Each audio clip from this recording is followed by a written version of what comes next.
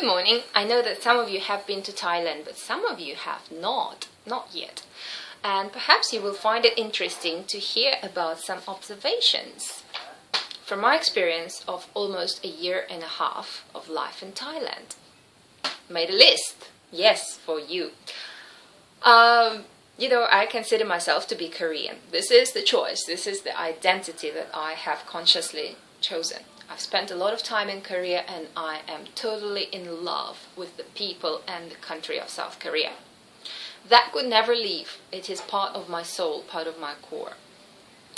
But now, after a year and a half here, I'm starting to fall in love with Thailand as well.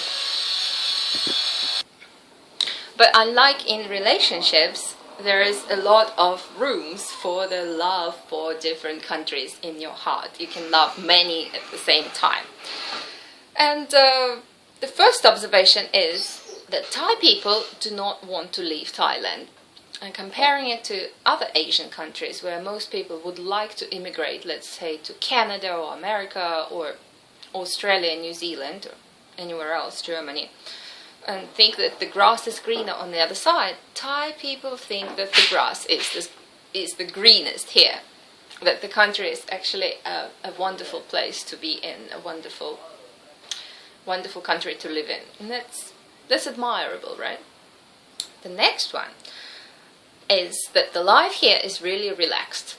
The builders, for example, they can take an hour break and play guitar and sing songs, and that will happen during the day, and work really slowly as if they are building their own house or their own garage or whatever. Like in a way that you enjoy work, not in a way that, oh, better get this done, oh, this is so annoying, I have to do this. Not that kind of work, but really putting soul into it. And when you see Burmese workers here, it's not like that. But the Thai workers are very much in the process of whatever they do, even though they do it in a very relaxed, slow manner. Another thing is the happiness level. Overall, in general, of all the people I have met in the past year and a half, happiness level is a lot higher than it is in Korea. Yet when you look at what they have, there's a lot less material-wise. And that's an interesting paradox. The philosophy is really strong. Yes, of course, people have bad days, but it passes really quickly compared to the depressed friends that I met back in Korea that goes on and on and on for months, for years. People cannot overcome the feeling of sadness, feeling of grief, or feeling of having had something happen to them. Another thing that is an observation that surprised me is that Thai people eat a lot less. When you imagine, say, a portion of curry with rice, you see a little plate of rice, right? A little mountain of rice and a plate of curry. This is what we get served. But the way they eat when they gather or at home is a spoon or two of that curry and the rice. So even in the restaurants, when you order food, nobody really overeats. There's a limit. Then with a lot of Western friends and Asian friends, people like to overeat, especially if the food is there, if it's good, if you're in a restaurant, to eat with your friends. When Thai people would eat very little and leave the food untouched if they feel like they had enough. And that enough is very little. Yes, there are fat people, but not many at all. Next one, acting on emotions. They call it cold heart and hot heart, but I'd say most people are very hot-hearted, or they're not so proud of that trend, but there's a lot of, I really feel like doing something, let's do it, and do it.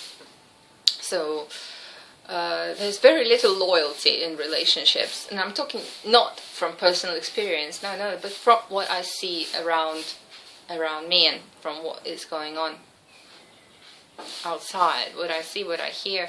There's a lot of breaking up, divorce, people not even getting married but getting into relationships, like come and go and come and go and come and go. And there isn't really any... yes, there is stability, but it seems to be a lot easier to meet and part here. And also acting on emotions. When I feel like doing something, I just do it. That kind of attitude. When in Korea, there's the opposite. With Korean people, it's like when I feel like doing something, I don't do it. Why? Because I have to consider all the factors and think and talk to people, and what will people think, and is this the right thing to do? And if it's not, even though I feel like doing it, I will not do it. There's a lot of restraining, self-restraining from doing certain things in general. Again, of course, there are exceptions. Now, curiosity. Thai people are very curious. When they meet you, they will ask you everything. There are no impolite questions. They can ask you how much rent you pay, how much money you have, how much money you make, how old you are, if you're married or not, if not, why not, if divorced, who was that guy, why did you get divorced, all sorts of questions. And that is on the first meeting. So there is a lot of curiosity, genuine curiosity, without any censorship, without any politeness, because, well, it is polite because there are no rules of what is polite and what is not in the sense of those sort of questions. I'm talking about Koh Samui society. I don't know what it's like in Bangkok. I've observed this part of Thai society. So, of course, in the big city it might be different, might be more westernized. And, of course, because of this curiosity, there's also a lot of gossip. A lot. Men and women, both. People love to talk about other people and what happened in other people's lives. So whenever you say something about yourself or about other people, you should know that that is going to be all over the place and everybody is going to know by about 2 hours later. And next one is cell phones. People with good incomes and a lot of money still use the cell phones where you actually push the buttons, and that is a very difficult thing for Koreans to understand. Because in Korea, when you have a cell phone and the new model comes out, you have to change it because you want to have the newest.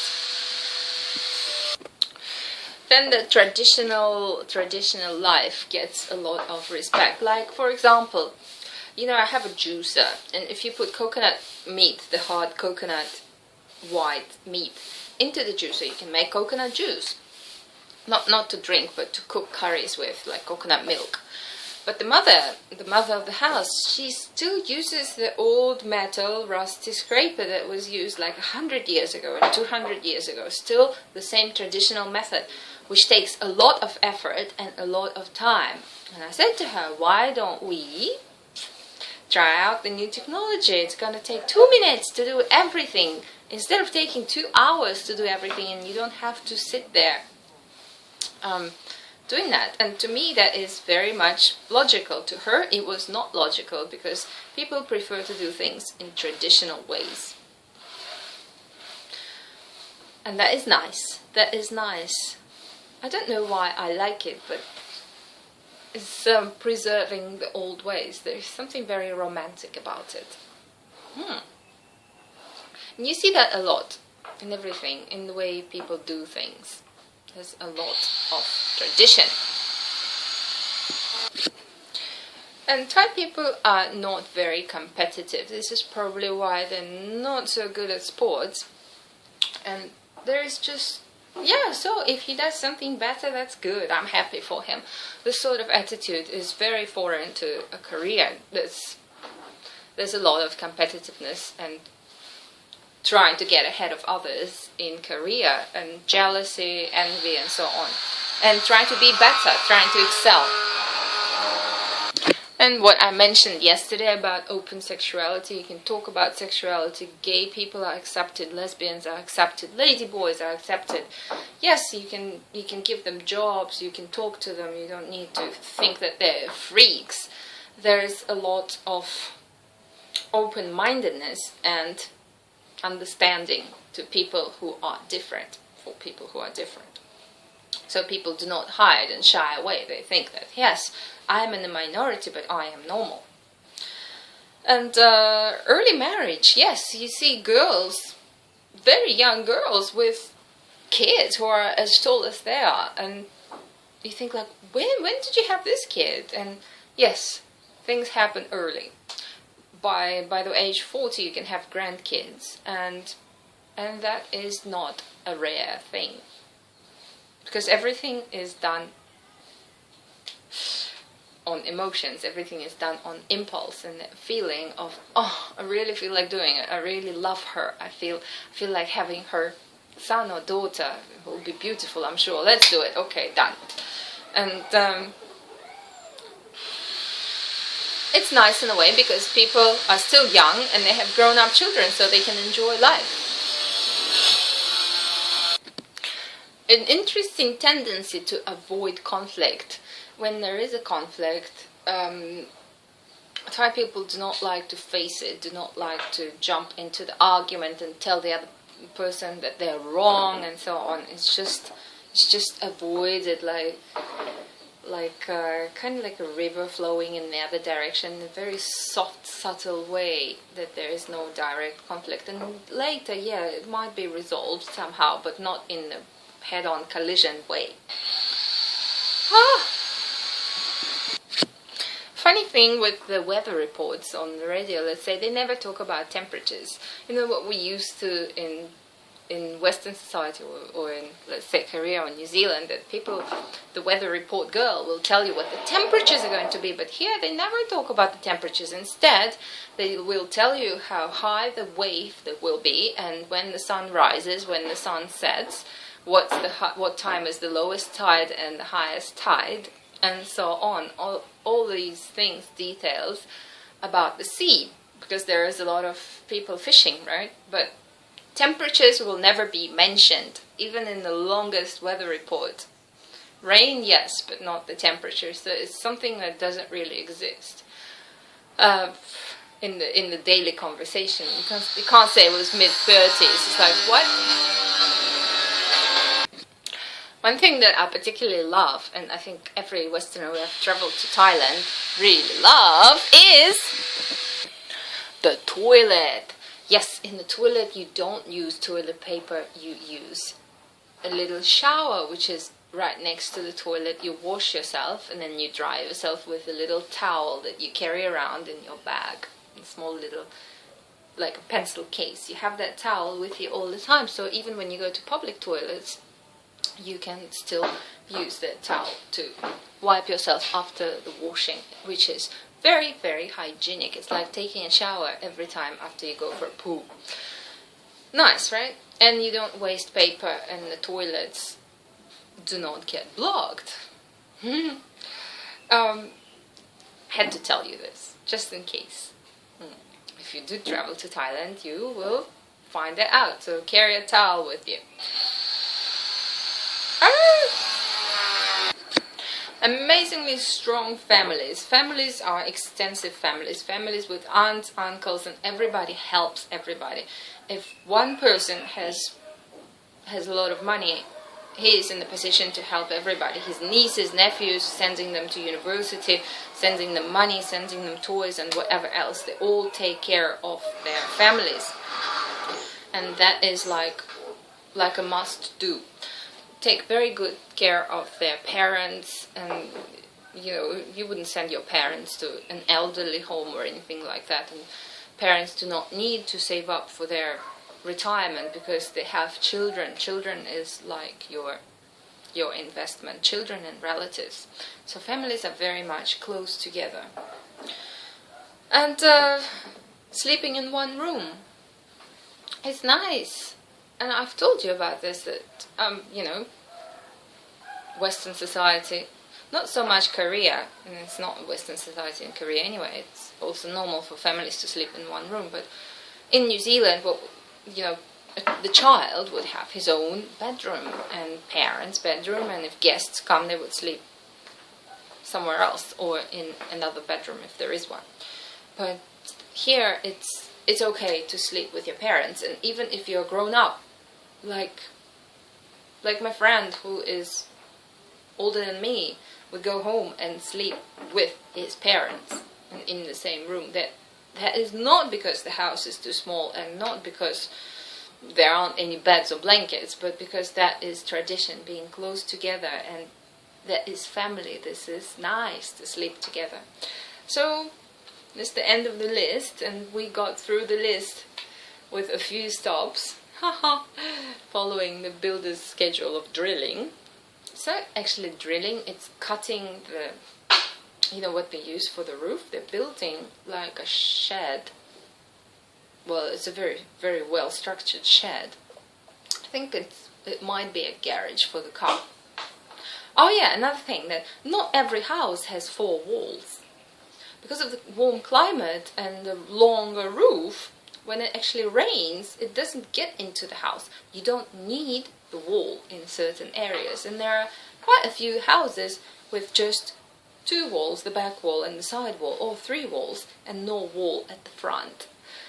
Even houses built by foreigners, you have like an open living room looking out the sea, but there is no front wall.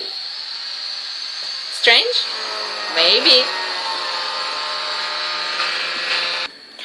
Now, of course, there are exceptions. From what I have seen is based on the people who live on Samui, and selectively my friends and people I know and so on.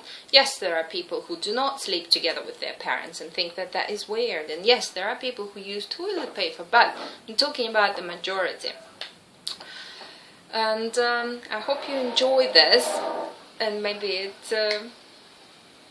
it provoked some thoughts on certain things, like being more relaxed at work and enjoying work and relaxed in life, and also thinking that your grass is the greenest. I think it's the right type of thinking. Okay, thank you for listening, sacrificing your time, and we'll see you tomorrow.